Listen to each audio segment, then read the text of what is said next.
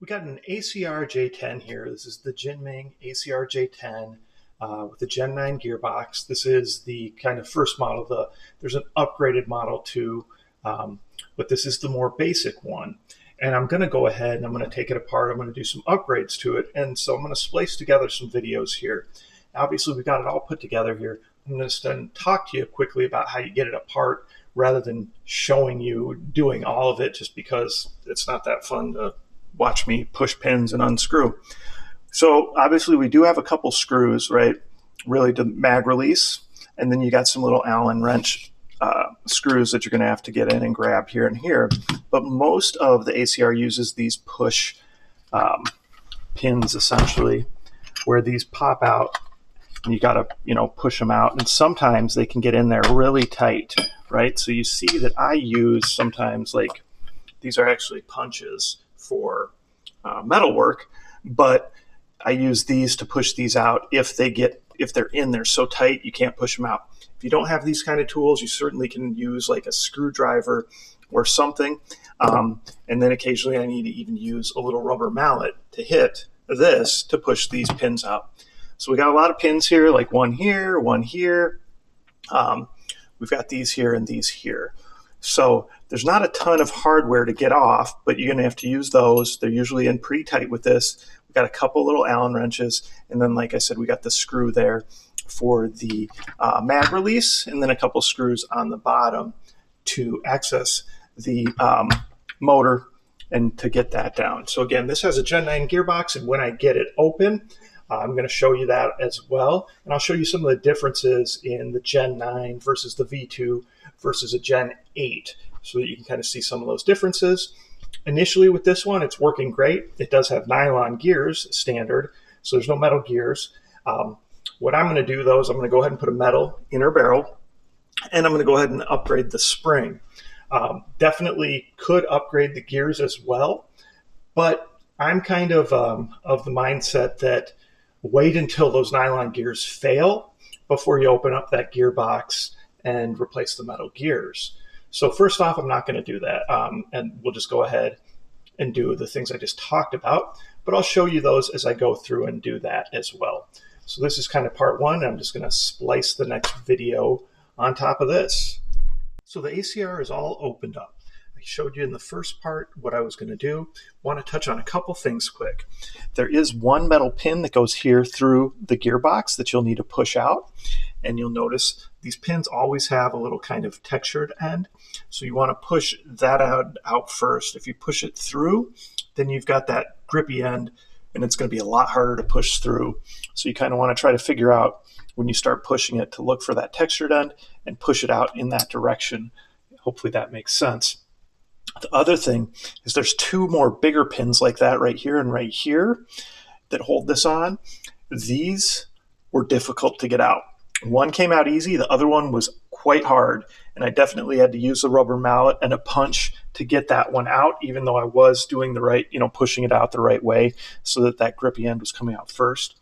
So just be aware of that sometimes these pins can be really tough to get out when you're pushing them out. You may need to use like a rubber mallet and something to hit it out. So here's the gearbox and the motor that it comes with, right? And like I said, it's got nylon gears, so we've got nylon right here as well. The T-piece and the barrel that it comes with. So now I'm lucky enough to have an extra Gen 9 T-piece around that I can use with a metal barrel. And then I've got extra metal barrels as well. You can reuse these by boiling this off. I've talked about it before. You're going to just put this in boiling water.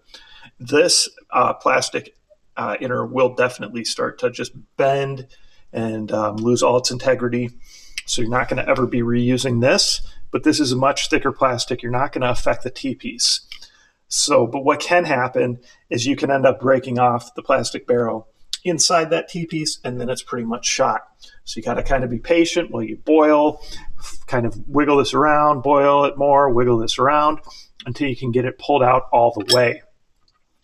Like I said, I was lucky enough to have one. I've got a metal barrel, and you just push that in and seat it in there tight. Now this one seats really tight on its own. You can always use silicone if you want to, or even like silicone plumber's tape.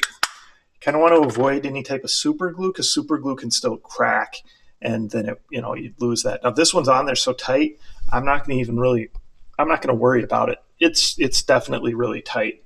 So I'm going to switch to that, okay? The other thing I wanted to point out was some differences in the gearboxes. Here's your Gen 9 that the ACR comes with.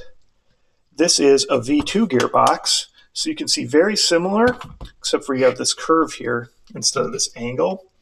So almost the same, but that curve makes it a lot harder to fit one of these. They're not interchangeable, is what I'm trying to say, okay? And then compared to like a Gen 8 gearbox, of course, this is just the shell. Again, a little different. And a Gen 8.5, again, a little different as well. So the other thing I wanted to do is we're going to go ahead and change the spring. So you don't even need to do just the metal barrel and the spring. You don't have to take this all the way out of here. You can actually get at this, do both of those while you leave this in here, right? Because the stock slides off, you can access the spring right there, and then your T-piece isn't even connected, right? So that is easy to go ahead and change.